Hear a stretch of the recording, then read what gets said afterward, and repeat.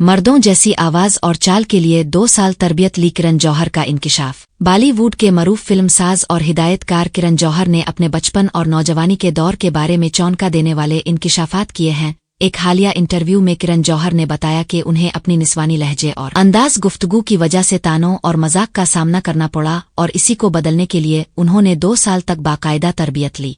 किरण जौहर का कहना था कि बचपन से उनकी बोल चाल लड़कियों जैसी थी, जिस पर अक्सर लोग हंसी उड़ाते थे। ताहम उनके वालिद ने हमेशा उनका साथ दिया और उन्हें हौसला दिया। तालीम के दौरान एक उस्ताद ने उन्हें नसीहत की कि अगर वो अपने लहजे में तब्दीली नहीं लाएंगे तो आगे चलकर मसाइल का सामना करना पड़ सकता है। इसी रहनुमाई के बाद किरण जौहर ने फैसला किया कि वो मर्दों जैसा अंदाज गुफ्तगू अपनाएंगे। उन्होंने 2 साल तक ऐसी क्लासेस ले जिनका मकसद उनके लब व लहजे और चाल ढाल में तब्दीली लाना था। दिलचस्प बात यह है कि अपने वालिद को वो ये बताते रहे कि वो कंप्यूटर सीखने जा रहे हैं। किरण जौहर के मुताबिक 3 साल की मुसलसल मेहनत के बाद उनके अंदाज गुफ्तगू और चाल में वाज़े फ़र्क आ गया, जिसे उनके घर वालों ने भी सराहा। ताहम आज वो इस तजर्बे से ये सबक हासिल कर चुके हैं कि हर फर्द को वैसा ही रहना चाहिए जैसा वो है और किसी और की खुशनुदी के लिए खुद को बदलने की ज़रूरत नहीं।